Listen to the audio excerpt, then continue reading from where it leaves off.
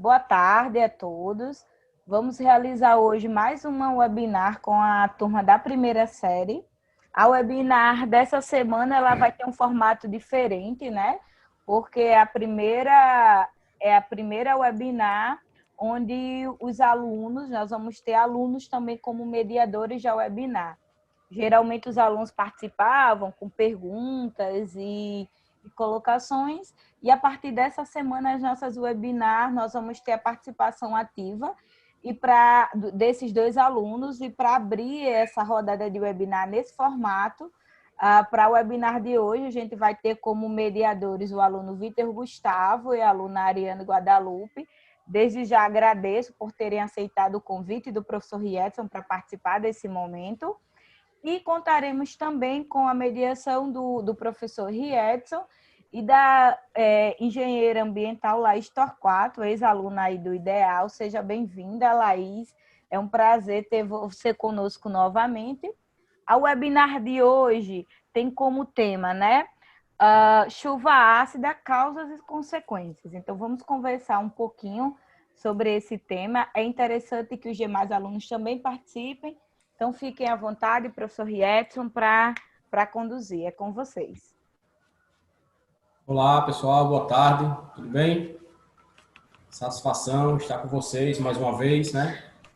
Queria registrar aqui a presença do professor Magno, está lá embaixo, aparecendo o negocinho dele lá. Seja bem-vindo, professor Magno. Qualquer intervenção que você queira fazer, pode ficar à vontade, viu? Desde já. Quero deixar à vontade aqui, porque é um tema que perpassa também por seus conhecimentos e, consequentemente, você conseguirá agregar ainda mais a nossa webinar, certo? Quero também agradecer a Laís, né? A Moniz já agradeceu, mas eu não agradeci ainda, então eu já vou agradecendo agora pela disponibilidade, né, de estar conosco. Agradecer também aos alunos, a Vitor e a Ariane, por aceitarem o convite, né? E também estar passando o que eles sabem para a gente, porque nós professores, a gente também aprende com vocês alunos, certo? Não acontece apenas o contrário. Bem, a professora Albanese falou, eu havia sugerido o tema sobre chuva ácida, porque é um tema que a gente está estudando agora, né? Na primeira série, nós estamos adentrando no assunto sobre ácidos e bases, depois a gente vai para sal e óxido, então tem tudo a ver com a formação da chuva ácida, que a gente vai ver quais são os motivos, né? Quais as consequências, o que faz a chuva ácida ser formada, né? Então, eu trouxe aqui um material para compartilhar. Eu vou ver se eu consigo. Acho que eu consigo compartilhar. É só a minha tela que está com problema, a minha câmera, né? Então, acho que vou compartilhar aqui. Compartilha, já está habilitado. Show. Conseguem visualizar? Está carregando. Sim. Bom, show de bola. Então, nós temos aí um pequeno histórico, né, de como os cientistas do mundo começaram a estudar a chuva ácida, esse fenômeno natural, né? Que é o fenômeno da chuva ácida. E a partir de 1881, por exemplo, esse cientista aí norueguês, né, ele sugeriu que esse fenômeno meteorológico, né, podemos chamar assim, ele tem início através da emissão dos poluentes que são emitidos, né, pela Grã-Bretanha e os países daquela região da Europa, justamente porque nesse período eles estavam em ascensão com a Revolução Industrial. Então, assim, a Revolução Industrial foi justamente o pontapé inicial para a humanidade em relação à tecnologia, mas também foi um grande marco na emissão de poluentes, de gases poluentes mais especificamente, com a queima com o lançamento, né, desses poluentes no meio ambiente e, consequentemente, o início de uma maior agressão ao meio ambiente em termos atmosféricos, né? Então, em 1950, os países escandinavos, né, que ficam lá no norte da Europa, eles relacionavam também a queima de combustíveis fósseis, né, com a acidez da chuva ácida, consequentemente, como a chuva. Naturalmente, a chuva já é ácida. Então, quando algum país, algum local emite esses gases poluentes na atmosfera, o que vai acontecer é que vai baixar ainda mais o pH da chuva. Então, daí a gente chama esse fenômeno de chuva ácida. Não é algo redundante, porque tá certo que toda chuva é ácida, certo? Mas quando a gente fala de chuva ácida propriamente dita, a gente está se referindo a uma acidez maior do que o normal, certo? E em 1960, né, a chuva ácida ela também foi reconhecida como um fenômeno que provoca danos a florestas, né? Daqui a pouco a gente vai discutir também essa situação. E no final da década de 60, né, os países europeus eles fizeram um levantamento sobre a acidez das chuvas, né, e verificou-se que os poluentes produzidos na Inglaterra e na Alemanha Ocidental, na época ainda havia essa divisão, eles eram carregados pelos ventos que ia para a Suécia e Noruega. Então, assim, ainda mais um país usar de seus artifícios para poluir o ambiente, ele ainda conseguia prejudicar os países vizinhos a ele, por quê? Porque esses poluentes eles eram arrastados pelas correntes de ar, e não só os poluentes, mas também a precipitação das chuvas ácidas, certo? Então, tem todo um contexto histórico por trás a exploração da chuva ácida, lá na Europa, até em todo o mundo, né, consequentemente. Logicamente também que a chuva ácida ela é mais preponderante em locais que são mais industrializados. Por quê? Porque são esses locais que irão emitir um maior número de gases poluentes, certo? E aí nós temos mais algumas datas para a gente se situar historicamente e ver a importância do estudo da chuva ácida, que não é um fenômeno que é estudado agora, recentemente, ele vem sendo estudado desde muito tempo, né?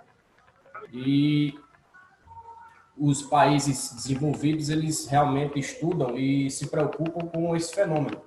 Não se preocupam da forma que deveriam se preocupar, né? Mas eles têm uma determinada preocupação porque algumas de suas florestas e até mesmo no meio urbano, quando a chuva ácida ela precipita, então causa alguns danos, certo? Vamos falar um pouco aí da composição química da chuva ácida, certo? Primeiro vamos falar da chuva normal, da chuva naturalmente, como eu falei anteriormente, a chuva ela é ácida, então ela tem um pH em torno de 5,6. Se a gente lembrar que o pH, a escala de pH, ele vai de 0 a 14, em que você tem de 0 a 6,9 o meio ácido, exatamente 7 é o meio neutro, e de 7,1 até 14, meio básico. Então, como está mostrando aí, o pH 5,6 ele representa uma acidez. Então, a chuva, naturalmente, ela é ácida. Agora, por que a chuva naturalmente é ácida? Porque o gás carbônico que é emitido, certo? Também naturalmente, as plantas, elas também, de forma natural, o gás carbônico ele pode ser emitido, certo? Esse gás carbônico ele interage com a umidade do ar, né, e pode provocar também a formação dos íons hidrônio, que é o H3O+, e do íon bicarbonato, que é o HCO3-. Então, a presença desse íon H3O+, que é o íon hidrônio, é o responsável por deixar o pH ácido da chuva natural, né? Em contrapartida, existem compostos que estão na atmosfera que tentam corrigir um pouco essa acidez. Por exemplo, a própria amônia, né, que é o NH3. Existe amônia também na atmosfera.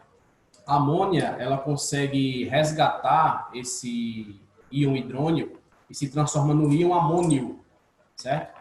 E aí o íon amônio, ele é um íon que ele ajuda a equilibrar esse pH natural do meio ambiente, certo? Assim como a presença do íon carbonato, entre outros íons que fazem com que esse pH da chuva não baixe tanto, não fique um pH muito baixo e chegue a prejudicar a natureza. Isso naturalmente, né? Se, por exemplo, o homem não poluísse tanto a atmosfera como se polui, então a chuva ela teria por volta desse pH, 5,6. Mas a gente sabe que o homem, ao poluir, ele provoca um abaixamento ainda maior nesse pH e as consequências que a gente vai ver daqui a pouco. Alguma colocação, os meninos aí, Vitor, Ariane ou mais alguém, querem fazer agora? Eu tenho uma colocação sobre quando foi criado o termo chuva ácida. Esse termo foi criado pelo químico e climatologista inglês Robert Angus Smith, no ano de 1882, quando ele teve que descrever o que estava acontecendo na cidade de Manchester, na Inglaterra, quando estava tendo a chuva com um nível elevado de acidez por causa da Revolução Industrial. Aí ele criou esse termo para explicar. Muito bem. Mais alguém quer contribuir? Então vamos adiante, certo? Esses aerossóis, né, eles são um tipo de sistema que vocês irão estudar no início da segunda série, certo? Que nós chamamos de sistemas coloidais. Na verdade, é uma coloide, né? E aí não se espantem com esse termo, porque nós iremos estudar isso no próximo ano, certo? Então, o que quer dizer um aerossol, né? Um aerossol é quando você tem uma mistura de água, no caso, a água só com respingos, muito fina, né? E está espalhado no ar. Por exemplo, quando você tem um desodorante daquele que é spray, que ele não é seco, né? No caso, quando você aperta o desodorante e ele solta aqueles respingos, ali é um aerossol que está sendo formado, certo? É uma coloide, do tipo aerossol. Então, o aerossol que eu estou me referindo aqui é o aerossol que é formado lá na atmosfera, certo? Através da precipitação da chuva. Ok? Vamos adiante aqui. Como é que a amônia ela pode neutralizar a chuva ácida, por exemplo, né? Então, a amônia ela pode neutralizar a chuva ácida, como eu falei anteriormente, quando ela captura esse íon H+, que é o íon hidrônio, né? Então, quando ele captura o íon H+, quando a amônia captura o íon H+, ele se transforma no íon amônio.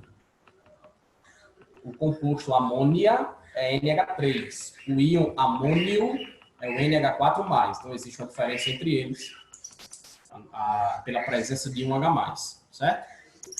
Mas, nesse caso, amônia, o íon amônio, ele não neutraliza de uma forma total. Por quê? Porque quando o íon amônio interage com o próprio oxigênio da atmosfera, ele se decompõe em nitrato, em mais íons H+, e água. Então, na verdade, o íon amônio ele neutraliza de uma forma, mas depois ele vai acidificar ainda mais, porque ele vai liberar mais íons H+, no meio, na atmosfera. E esses íons H+, fazem com que o nível do pH baixe, né, e a chuva fique mais ácida ainda, certo? Edson, tem algumas perguntas aqui no chat referente a essas questões que você está falando, do aluno Vinícius Silva. Ele perguntou o seguinte: se essa acidez é prejudicial à saúde a longo prazo ou é só o termo utilizado? Foi a primeira pergunta. E a segunda pergunta é se, nessa primeira equação, qual seria a base e qual seria ácido? Na primeira equação, sim, essa da amônia. Eu acredito que seja. É isso, Vinícius?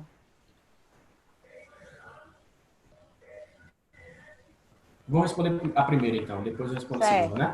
Isso. Pronto. Então, esse termo chuva ácida, né, como eu estava explicando anteriormente, é justamente porque com a emissão dos gases poluentes, o pH da chuva ela baixa ainda mais.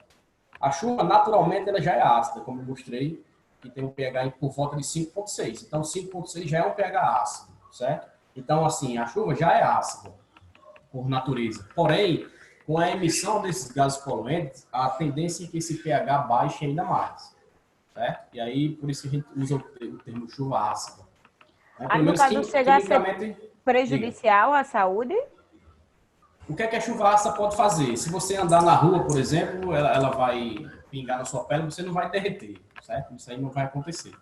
O que é que vai acontecer com a chuva ácida, né?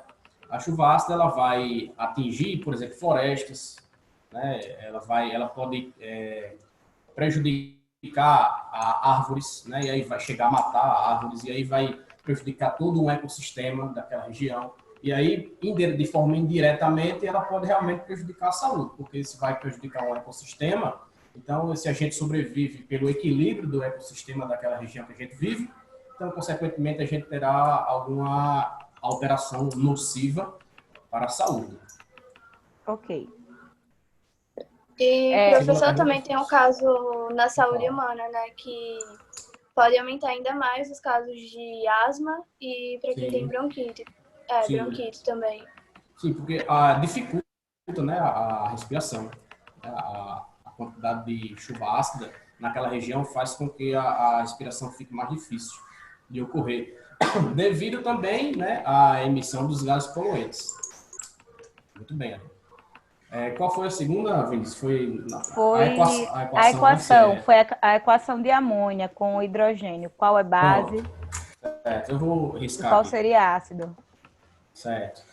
Muito bem. Lembra da definição de ácido e base de Bronsted-Lowry?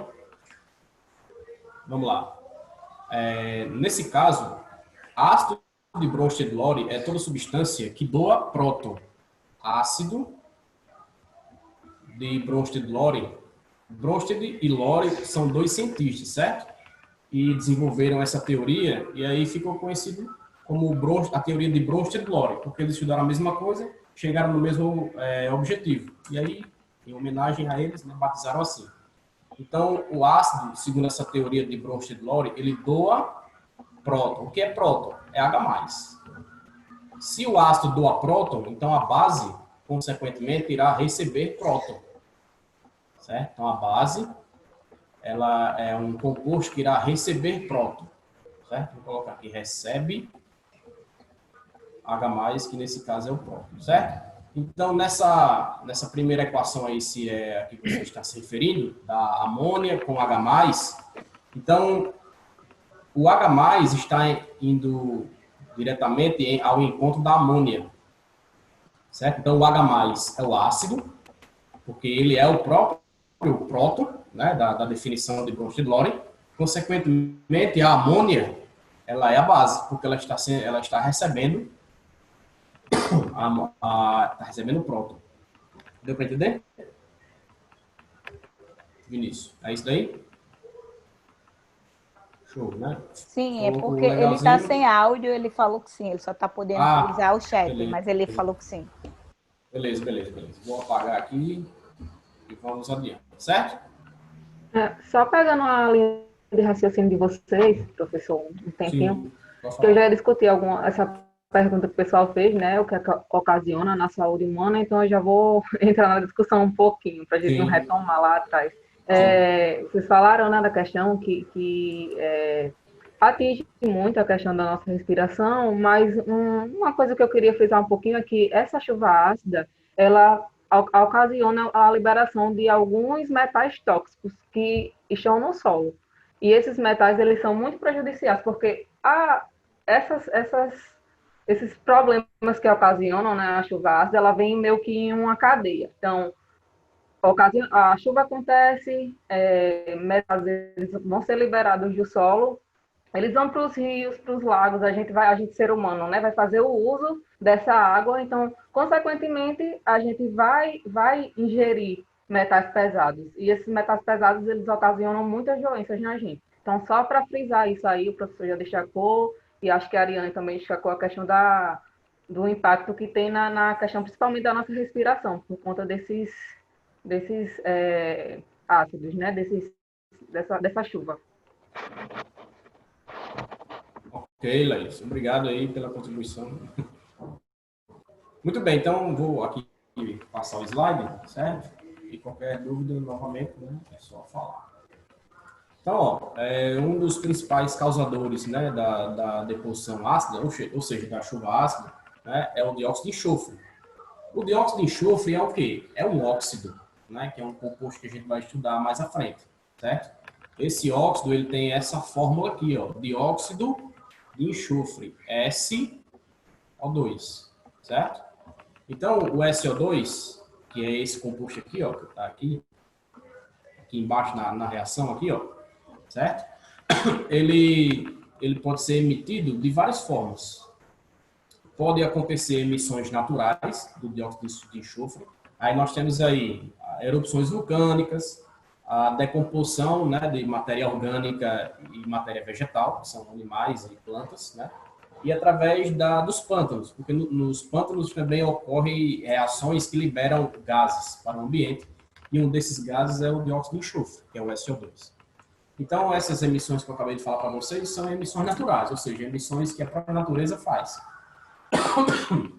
Mas também pode acontecer através da emissão do próprio homem, que é o que a gente chama de emissões antrópicas, né? E aí, através da queima dos combustíveis fósseis, né? Os combustíveis fósseis são aqueles combustíveis derivados do petróleo, né? Diesel, gasolina, querosene, enfim, óleos lubrificantes também, certo? E aí, a própria indústria do petróleo, como eu acabei de falar para vocês, e também na extração de metais, porque na natureza, os metais, eles não vêm bonitinho assim, sólido, bem prateado, daquela forma que a gente vê nas imagens, não. Os metais, eles, pelo menos em sua grande maioria, eles estão conectados em rochas. E aí, para você extrair o metal de uma rocha, requer várias e várias reações químicas, e algumas dessas reações químicas, elas agridem o meio ambiente, tanto na forma terrestre, como na forma atmosférica, certo? Então, uma dessas formas de agressão do meio ambiente atmosférico é o lançamento do dióxido de enxofre no ambiente, como produto da reação de extração do níquel, por exemplo. Certo? Podemos passar? Alguém quer contribuir aqui? É bom a gente lembrar que esse fenômeno da chuva ácida ele acontece mais em cidades muito industrializadas, que elas têm muitas indústrias e têm muitos veículos. Exato. E aí a emissão de gases poluentes é mais concentrada nessas regiões, né? E aí, como é mais concentrada nessas regiões, a probabilidade de haver chuva ácida é maior. Por exemplo, aqui em Nova Cruz e Santo Antônio, a probabilidade é muito baixa de haver. Porque aqui a gente não tem indústria, né? Infelizmente. Ou felizmente, não sei. Vamos lá. Também a gente pode ter um causador da chuva ácida através dos óxidos de nitrogênio, né? Que pode ser o óxido nitroso, o óxido nítrico. E aí, algumas pessoas até podem não saber, mas, por exemplo, quando um raio cai numa árvore, essa árvore ela é queimada. Essa queima gera gases poluentes. Então, quando um raio cai e atinge uma árvore e queima aquela árvore, também está poluindo o ambiente. Certo? Às vezes a gente acha que é uma coisa besta, mas não é. Certo? Ele também pode provocar a emissão de gases poluentes e ajudar na chuva ácida e outros problemas ambientais e atmosféricos também. Certo? E aí, como eu já falei anteriormente, né, a combustão de combustíveis fósseis, né, através de veículos, as usinas termoelétricas, né, que a gente sabe esse tipo de usina, como é que ela opera, né, através da queima de carvão, e turbina de aviões, enfim, várias e várias máquinas que são construídas pelo homem que usam combustíveis para se locomover. Então, se usa combustível, vai queimar esse combustível. Se queima esse combustível e ele é um combustível fóssil, então fatalmente vai poluir o ambiente. Certo? Alguém quer contribuir com algo mais?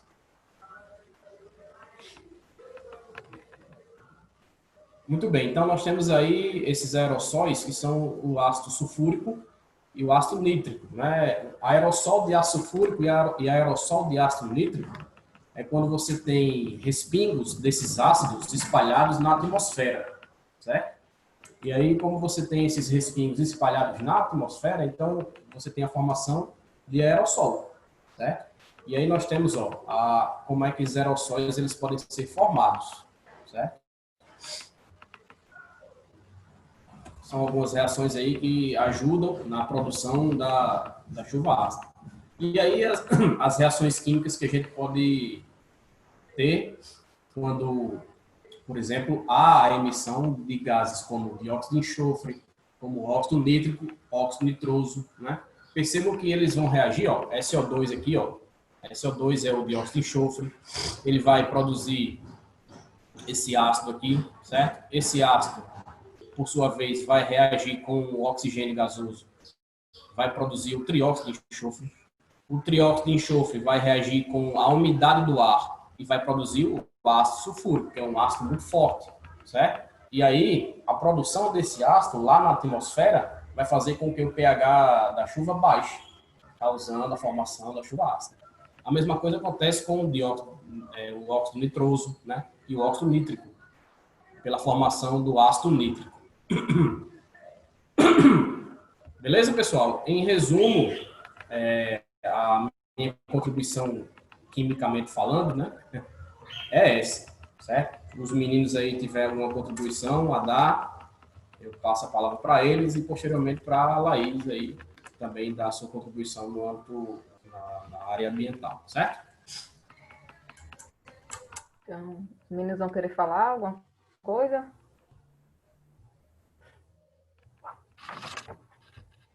Você vai compartilhar alguma coisa, Laís? Eu posso tirar aqui. Não. Vou só discutir um pouquinho o assunto, não preparei nenhum material, não. Certo. Entendeu? Os meninos querem fazer alguma contribuição? Agora não, depois. Não, né? Então, vamos Joguei começar tudo um pouquinho.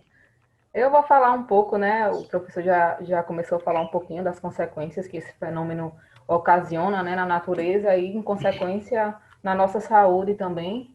Então, eu listei alguns pontos aqui, algumas consequências que essa chuva ácida ocasiona na natureza, como, por exemplo, na vegetação, né? Acho que o professor começou a falar. Na questão da vegetação, a chuva ácida, ela bate nas árvores, né? E ocasiona, devido à acidez, ocasiona a queda das folhas e também dos galhos. Então, esse problema começa a gerar outros problemas também, como, por exemplo, a queda das folhas e dos galhos, ele vai abrir, consequentemente, uma clareira, né, naquele solo que antigamente era protegido por aquelas folhas, e algumas espécies vegetais que antes eram protegidas por aquela copa da árvore, ela vai começar a ter meio que uma incidência do sol, né? E como não estão acostumadas com essa incidência do sol, elas vão sofrer e vão, consequentemente, morrer. A morte dessa vegetação, ela já vai ocasionar outro problema seríssimo, né? Que a vegetação mais sensível, que estava ali embaixo, ela meio que segura, né? Que fixa aquele solo ali, ela tem o papel de fixar o solo.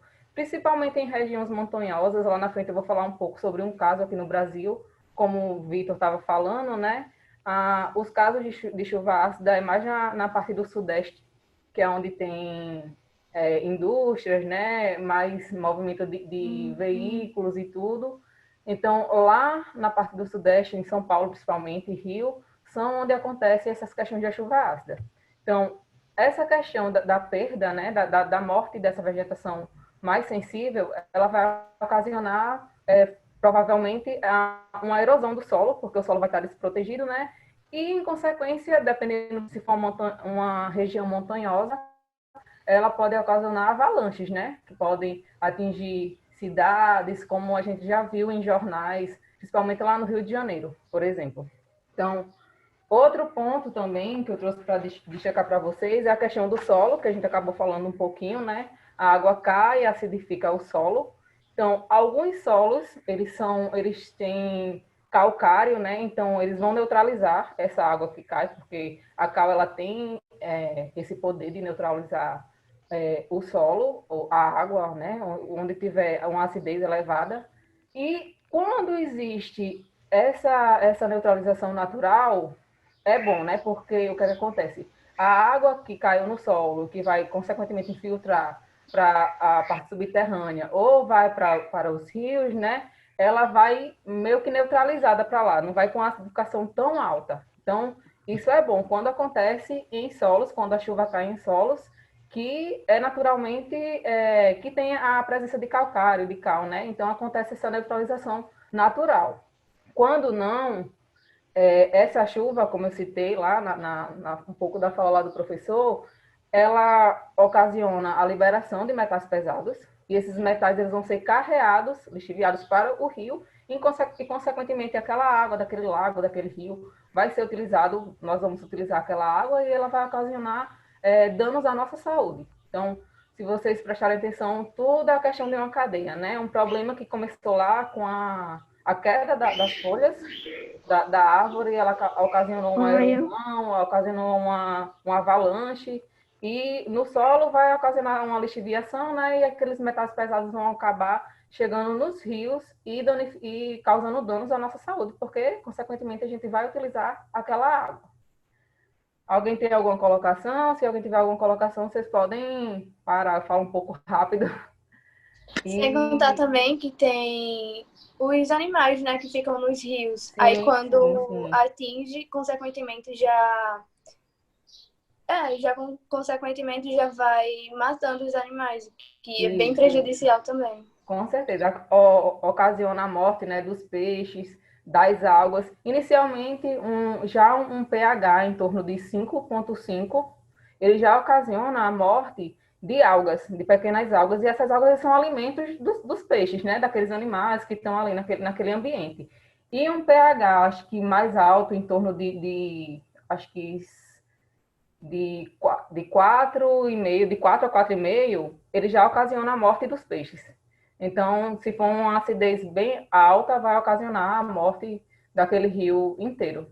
Sem falar que, dependendo do caso, ele pode aumentar a quantidade de algas também, por conta da questão de ter muito nitrogênio. Se vier muito nitrogênio nessa chuva ácida, ele pode acontecer de aumentar a quantidade de algas, ter um boom de algas, que isso também não é bom, né? Vai acabar diminuindo a quantidade de oxigênio ali daquele rio e também pode ocasionar a morte dos animais que estão ali, porque não vão ter oxigênio, né, para estar usando. Vou falar um pouco sobre a questão da agricultura também, né, que sofre um grande dano. Tanto, geralmente o dano da agricultura é como acontece na vegetação, né, nas florestas, como a gente estava falando um pouco. Sendo que o dano é maior, porque a vegetação, ela tem geralmente um tamanho menor, né, e são tamanhos iguais ali, do tamanho da plantação, e a agressão, ela ocorre em grande escala, porque acontece a chuva ácida, né? E a chuva ela vai pegar aquela plantação praticamente de forma igualitária. Então, vai matar tudo ali e ocasionando um grande dano ao agricultor, né? Isso vai ter uma perda daquela safra em uma escala de tempo bem menor do que acontece nas florestas, né? Já que nas florestas tem árvores maiores, vegetações menores, então para atingir a vegetação menor, como a gente falou, primeiro acontece a perda, né, das folhas, dos galhos daquelas árvores maiores, e em consequência depois vai atingir a menor. Já na agricultura, geralmente aquela plantação, né, tem um tamanho igual, então vai ser atingida de uma forma igual e num tempo bem mais rápido, ocasionando a perda daquela safra e causando um prejuízo muito grande também ao agricultor. Outro ponto também que eu queria destacar é a questão da corrosão, né? Além de todo o estrago ambiental, o estrago na nossa saúde, que a gente já citou, né? Essas chuvas, elas reagem com os carbonatos, como a questão do mármore, né? Que muitas por exemplo, estátuas, monumentos históricos, elas são feitas de mármore, de calcário, e eles vão reagir e vão acontecer a corrosão, destruindo, né? Aquele monumento histórico. Existem exemplos conhecidos, como na Grécia, em Atenas, em Roma, no Coliseu, por exemplo. Então, são alguns exemplos que a chuva ácida provocou a corrosão, né, daqueles monumentos. Então, das questões que eu queria citar um pouquinho, né, dos impactos que causam na natureza e para nós, seres humanos, seriam esses. Se alguém quiser falar um pouquinho, antes de eu pular, que eu vou falar um pouco agora sobre o caso, né, um dos casos mais conhecidos aqui no Brasil, da chuva ácida, que é lá em Cubatão, em São Paulo. Então, se alguém quiser falar antes, a gente discute um pouquinho e depois eu falo um pouco sobre essa questão lá de Cubatão. Laís, só uma coisazinha. Antes de terminar, Vinícius tinha feito uma pergunta, que era se existia alguma forma artificial de impermeabilizar esse solo, tipo quando atinge a chuva ácida, para já não ter aquele todo o processo, né? Que quando cai, destrói as plantas, consequentemente também contamina o solo. Aí depois, um caso mais para frente, já vai atingindo mais o lençol freático. Aí se tem alguma forma para não acontecer isso. Não, a forma que tem para não acontecer é a chuva não acontecer, né? Então, porque assim, para a gente controlar a chuva, para a chuva ela não chegar a bater lá no solo, é uma coisa muito difícil. Então, lá na frente eu vou falar um pouquinho do que a gente pode fazer para diminuir esses impactos todinho, né? Mas depois que ocasiona, por exemplo, aconteceu a chuva no solo, pode ser feita a calagem. Como eu estava falando, né, que naturalmente alguns solos já têm calcário, então neutraliza essa chuva. Então, alguns solos que têm uma acidez alta, ela é tratada com a calagem. Aí a gente neutraliza aquele solo com isso. Agora, se você me perguntar se existe alguma forma da gente evitar que aconteça isso no solo, não existe, porque a chuva vai acontecer e a gente tem um mundão aí, né, e vai cair no solo e não teria como a gente pegar, por exemplo, sei lá, se você pegar uma coisa pequena, assim, uma fazenda, você imagina se você teria como você evitar que essa chuva caísse? O que você pode fazer é deixar aquele solo já neutralizado, né? Colocar calcário, adicionar calcário, fazer uma calagem naquele solo, porque quando a chuva chegar, a chuva ácida chegar, já vai ter a cal ali, então ele vai neutralizar a acidez que vai cair por conta da chuva. É uma pergunta, eu só tenho como identificar se essa chuva é ácida ou não quando ela acontece, né? Isso na região, depois que tem a chuva, é que eu consigo identificar se aquela chuva foi ácida ou não, é assim? Ou tem algo que eu posso prever, né? Que essa chuva vai acontecer, por exemplo, São Paulo, hoje vai ter chuva, a chuva vai ser ácida, tem como eu fazer essa previsão ou não? Se o professor quiser contribuir um pouco mais, assim, o que é que eu posso contribuir um pouquinho, né? Por exemplo, em São Paulo, se a emissão desses gases que o professor citou aí no início, que ocasionam a chuva ácida, ela tiver alta, consequentemente vai acontecer a chuva ácida, né? Então, tem como a gente prever isso nesse sentido, porque a gente sabe que a emissão, porque tem como, né? Você saber como é que está a emissão no ar naquele local ali. Então, tem como a gente prever um pouco se a chuva vai ser ácida ou não. Ou quando a chuva acontecer, tem como se fazer o teste também, né? Para ver a acidez, como é que está o pH daquela chuva. E dizer se ela é ácida ou não. Se o professor Isso, Rierson quiser fazer algum comentário. é exatamente isso. Para saber se aquela chuva vai ser ácida, é só, por exemplo, existem padrões que a gente chama ppm, que é partes por milhão, né? Que esse ppm é a unidade de concentração, por exemplo, de partículas suspensas na atmosfera, por exemplo, certo? E aí existe um limite, para dióxido de enxofre tem um limite em ppm, para gás carbônico tem um limite em ppm. Se aquela determinada região passar desse limite, representa que aquela região é muito poluente, está muito poluída.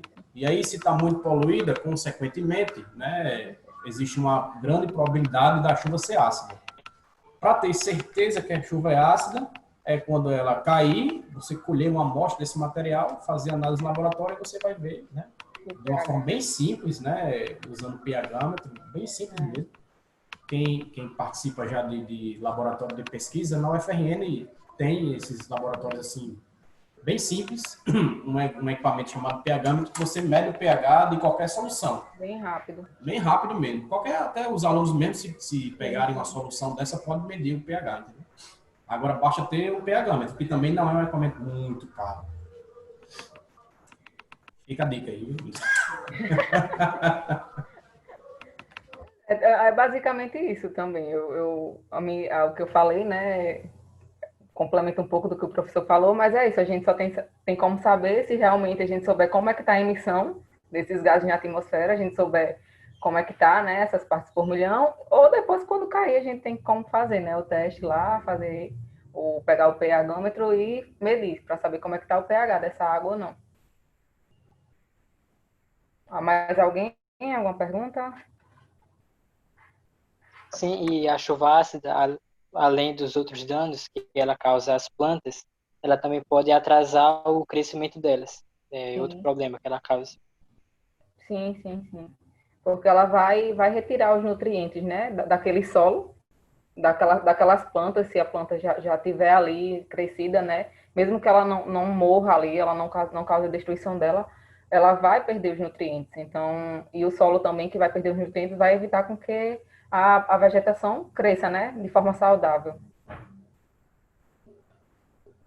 Só uma coisa rapidinho, que Laís falou e passou assim, como despercebido, não sei, que ela falou em relação à calagem, né? Calagem é quando você adiciona cal ao solo, certo? E o cal, ele é um composto que a gente vai estudar também nas funções inorgânicas, que é um óxido, certo? Ele é o óxido de cálcio, ok? Então, o óxido de cálcio é o que a gente chama de cal, né? Essa cal que é usada na construção civil, que a gente chama de, ele tem o nome usual de cal viva, Uhum. certo? E quando você adiciona essa cal em água, aí ela forma uma base, que é chamada de hidróxido de cálcio, que também ela tem o nome usual de cal extinta, porque ela fica um pouco apagada realmente quando você coloca o cal em água. Ela fica um branco um pouco leitoso, assim, bem claro, Uhum. certo? Esse cal é o cal que a gente compra geralmente por cal virgem, é?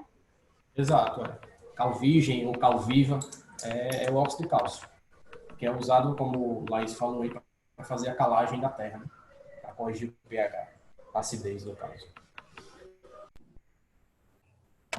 Mais alguém? Outra dúvida sobre essa questão, né? Eu vamos dizer assim que eu tenho uma plantação numa área que reincidentemente acontece chuva ácida. Então eu preparo, vamos dizer assim, eu faço o uso desse cal virgem na terra, por exemplo, para diminuir a acidez. Isso vai prejudicar na minha plantação o uso também desse cal? Ele sendo usado de forma correta, não vai prejudicar, não. Agora tem que ter toda uma dosagem, né? Você não pode simplesmente chegar e pegar sem conhecimento e sair jogando cal sem saber, né? Aquela história, tudo demais é muito. Isso. Então, uma coisa que poderia corrigir pode atrapalhar também. Né? Porque a cal, só interrompendo aí, Laís, desculpe.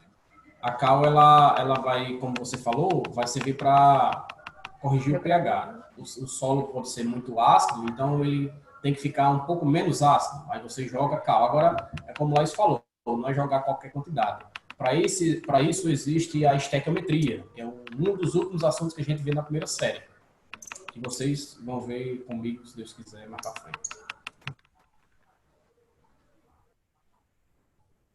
Pronto? Então, gente, se alguém tiver alguma pergunta, vocês podem falar novamente, mas eu vou falar só um pouco sobre um dos casos mais conhecidos aqui no Brasil, né, que é lá na cidade de Cubatão, que é na Serra do Mar, lá em São Paulo. Então, por volta de 80, existia uma grande incidência por conta das indústrias, né, lá é um polo industrial. Chegou a época de ter, acho que lá tem mais de 20 indústrias, e na década de 80, mais ou menos, a região sofreu muito com chuvas ácidas, por conta da incidência, né, que as indústrias causavam. E o que aconteceu nessa região é praticamente aquilo que eu expliquei sobre a vegetação, sobre as florestas. O que aconteceu? A chuva tinha uma acidez alta, um pH muito alto, né, uma acidez alta, e foi matando as folhas das vegetações, lá é uma área serrana, foi matando as folhas, foi ocasionando a incidência do sol naquela vegetação que era mais sensível e ocasionou, consequentemente, né, a erosão daquele solo, porque não tinha mais as raízes daquela vegetação que morreu por conta da incidência do sol. Então, o que eu falei lá no início foi o que aconteceu praticamente lá em Cubatão, né? Então, passou muitos anos Cubatão conhecida por conta disso, né? Por conta dessa incidência desses gases, por conta das indústrias. Sem falar que não só as indústrias, né? A quantidade de veículos lá no Sudeste é muito alto. E Cubatão ficou conhecido durante muito tempo. Hoje, nem tanto. Hoje, já chegou a receber um símbolo da ONU, né? Uma cidade símbolo de recuperação, porque teve uma recuperação ambiental com relação a isso. Hoje a gente tem questão da legislação, né? Tem várias coisas que as indústrias, os municípios, eles têm que obedecer para que isso não aconteça. Então, hoje, Cubatão ela não é como na década de 80, mas na década de 80 foi um caso seríssimo que aconteceu, né? Sem falar que, como o professor falou lá no início, tem ali aquelas indústrias naquele local, acontece, né, a incidência daqueles gases, e a chuva ácida não vai cair só ali, né? Vai para as cidades vizinhas, vai para aquela região todinha ali. Então, não só a cidade de Cubatão, como a gente está falando aqui, que ocasiona, que tem essa consequência, né, dessa chuva ácida. As cidades vizinhas também vão ter. Como, por exemplo, acho que outro exemplo que eu deixei aqui foi a questão das chuvas ácidas que acontecem devido à usina termoelétrica de Candiota, que é em Bagé, no Rio Grande do Sul. Então, em consequência dessa usina termoelétrica lá no Rio Grande do Sul, a formação de chuva ácida ela vai bater lá no Uruguai. Então, para você não ter noção, porque o Rio Grande do Sul está ali, né, em fronteira com o Uruguai, então pertinho, como o professor falou, a gente ocasiona a emissão desses gases aqui, mas as cidades vizinhas, os países vizinhos, eles vão sofrer com isso. Então, um exemplo vivo, né, é a questão da termoelétrica lá de Bagé, lá no Rio Grande do Sul, e a chuva ácida vai bater lá no Uruguai, ocasionando estragos ao meio ambiente e à saúde da população uruguaia, por exemplo. Então, alguém quer fazer alguma colocação? Até porque a chuva ácida ela não fica só no lugar onde tem a grande concentração de acidez. O vento leva ela para outras regiões, né? Então, Exatamente. vai se espalhando por outros lugares. Isso. Exato. E tem muitos lugares pelo mundo Pode falar. que foram muito danificados pela chuva ácida, como no Reino Unido, que 67% das florestas do Reino Unido já foram danificadas pela chuva ácida. Exatamente. Então, para completar, para terminar um pouquinho, né, o que eu trouxe para vocês, para discutir com vocês, eu vou falar um pouco de como a gente pode reduzir, né? A Ariane tinha perguntado se existia uma solução, assim, não existe a solução. Como acho que no meu ambiente é muito difícil a gente ter uma solução exata, né? Tipo, tem um problema, eu vou acabar com isso de vez. A gente tem soluções para reduzir aqueles impactos, né? No meu ambiente a gente sempre está tentando reduzir tudo que a gente faz, porque a vida que a gente tem, né, a modernização de tudo, faz com que a gente sempre esteja agredindo o meio ambiente. Então, o que é que a gente tem que fazer hoje? A gente tem que tentar reduzir a forma com que a gente está sempre agredindo, né? Porque não vai existir uma forma, da forma que a gente vive hoje, não existe uma forma da gente viver tipo, acabar de vez com esses impactos, né? Então, o que a gente pode fazer é sempre estar diminuindo, sempre fazer de tudo para que esse impacto que a gente causa ao meio ambiente ele seja cada vez menor, né? Que a gente vá diminuindo esses impactos. Então, com relação a isso, o que é que se pode fazer? A gente fala muito, né, da questão das indústrias, das termoelétricas, mas a gente tem carro, a gente dirige, então a gente contribui também para que as chuvas ácidas aconteçam, né? Então, a redução dessas chuvas ácidas, né, elas podem ser realizadas por exemplo, ações governamentais.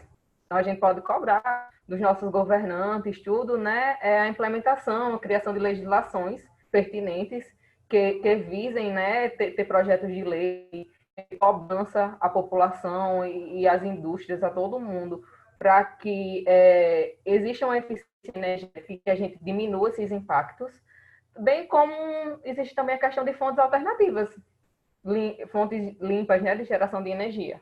Por exemplo, a gente já viu que a termoelétrica não é uma fonte limpa, né? Uma das maiores ocasionadoras de chuvas ácidas, né? De chuvas ácidas, né? Elas emitem muitos gases e ocasionam essas chuvas. Tirando a questão, né, das indústrias que causam, que lançam esses poluentes, né, esses gases, as grandes cidades, como a gente já citou várias vezes aqui, têm inúmeros carros. Então, esses carros, eles ocasionam também o lançamento de muitos poluentes, muitos gases poluentes. Então, o que a gente pode fazer? A gente pode, por exemplo, desligar lâmpadas, computadores, outros aparelhos, quando a gente não estiver utilizando. A gente vai diminuir o gasto, né, de energia. Utilizar aparelhos que hoje apresentam melhor eficiência energética. Hoje, os aparelhos que a gente usa, eles vêm dizendo já como é que é a eficiência energética daquele aparelho e tudo, né?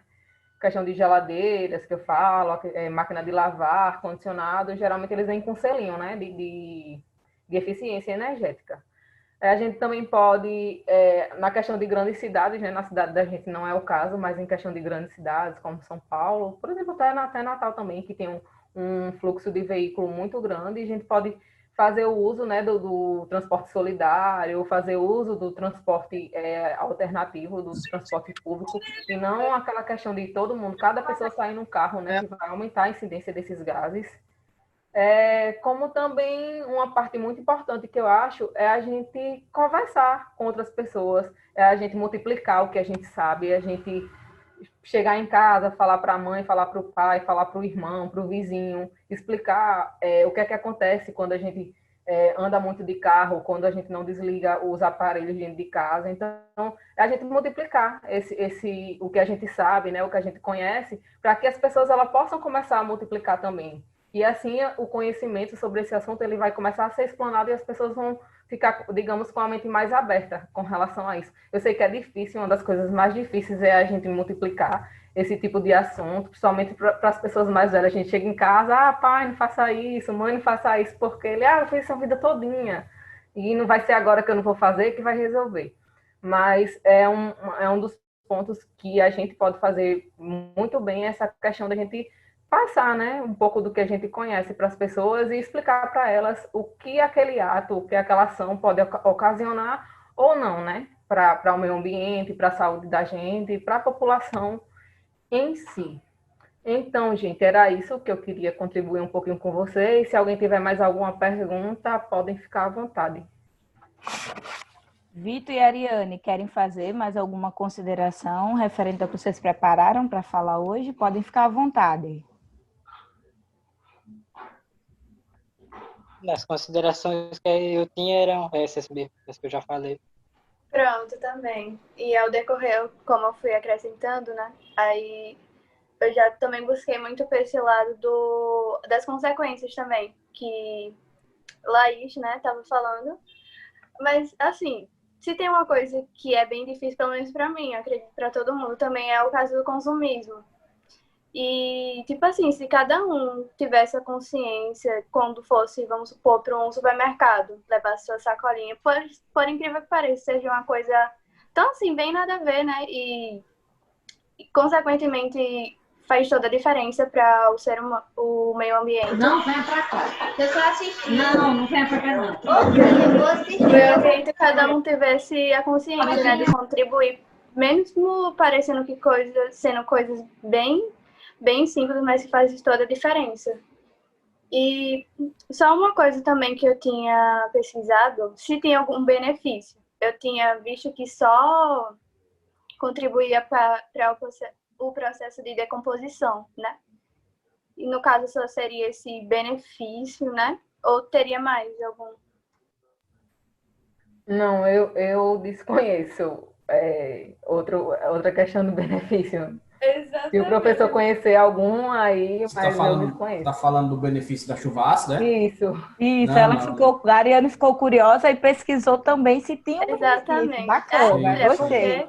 Porque só ver assim, só o problema, também tem que ver uma parte positiva. Porque assim, mais ou menos assim. o ecossistema ele é um equilíbrio, né? Se você altera o equilíbrio em determinada região, aí essa consequência vai acontecer em alguma outra região, em alguma outra parte também do equilíbrio. Então, assim, a chuva ácida, ela é um problema, sim, mas ela é um problema porque há um desequilíbrio em um determinado momento, em um determinado lugar do ecossistema. Então, assim, ela não vai beneficiar algum lugar porque ela é uma consequência de um desequilíbrio. Mais alguma consideração? Ariane, Vitor, mais algum aluno? Pegando um pouquinho a fala de Ariana, ela falando, né, que se cada um fizer a sua parte, as coisas vão dando certo. Realmente ela falou assim, coisas tão simples, a gente diminui a quantidade de sacolas que a gente pega no supermercado e tal, realmente é simples, mas se você for puxar lá do início como essa sacola ela é fabricada, é um dano imenso. É um gasto de água, é um gasto de energia, são lançamentos de poluentes na atmosfera, né, por conta que as indústrias vão estar fabricando esse tipo de sacola. Então, a gente pensa que realmente é um dano pequenininho, mas se você pensar nessa esfera de como a sacola ela é fabricada, todo o processo de fabricação, é um dano imenso, é um impacto ambiental enorme que é causado ao meio ambiente. Tem até supermercados, né, que não oferecem o saco plástico, até acho que até como uma forma de fazer com que as pessoas não usem tanto. Tem alguns supermercados da capital que eles cobram quando o cliente quer usar a sacola plástica, quer aquele saco plástico. Eles não oferecem gratuitamente. Então, já acho que já seja uma forma também de querer conscientizar e de inibir as pessoas, né, do uso exagerado de sacolas plásticas. Hoje já existe as sacolas biodegradáveis, né? Biodegradáveis. Laís aí pode falar melhor do que eu até. Que é uma sacola que você usa e você pode descartar e o próprio ambiente faz com que ela seja degradada e ela não vai agredir o meio ambiente. Né? Se eu não me engano, foi no ano de 2014, foi no ano de 2015 que foram um processo meio que de adaptativo para poder já tirar uma parte das sacolas, né? E também do canudo. Porque se a gente for ver bem lá atrás como é o processo realmente de industrialização, os gases poluentes que é liberado, né, pelas empresas e tal, era realmente uma forma de se questionar e realmente ver, né, como é que seria o seu uso, se realmente estava sendo, vou usar isso aqui porque é uma praticidade, ok, não vai afetar em nada. A gente pelo amor de Deus, se todo mundo tivesse a consciência de pesquisar realmente as coisinhas que utiliza, pensaria duas vezes, porque é um processo muito, mas muito que prejudica muito o meio ambiente. Aí assim, existe também uma questão que é um pouco polêmica, né? Por exemplo, alguém aqui já sentou alguma vez assim em casa, já ficou pensando como é que seria a minha vida sem plástico? Imagine, se não existisse plástico, não existisse. Como é que seria a nossa vida sem plástico? Vários e vários objetos também não existiriam. Como é que seria a nossa vida sem plástico? Alguém já pensou? Exatamente. Fica o questionamento aí, né? Para depois a gente... Lógico, o plástico, ele sendo usado de forma errada, ele vai causar um impacto ambiental gigantesco.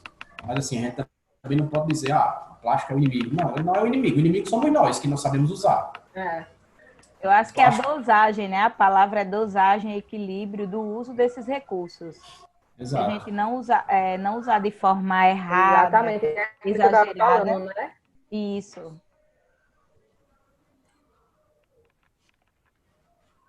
É aquilo que eu estava falando, a gente não pode chegar aqui e dizer que a gente vai ter a solução. Vou acabar com o plástico, vou acabar com tudo, que pelo menos aquela questão é da gente reduzir, reutilizar, reciclar, né? A questão dos R's.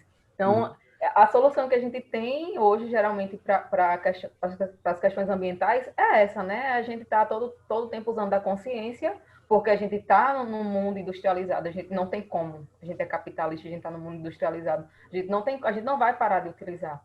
Então, se a gente não tem a solução, se parar de utilizar isso não é a solução, então a solução é essa, é reduzir, é reutilizar, é reciclar e usar da consciência. Porque a solução realmente é essa, não tem outra solução. Mais alguma consideração que vocês queiram fazer, Vitor, Ariane, os demais alunos?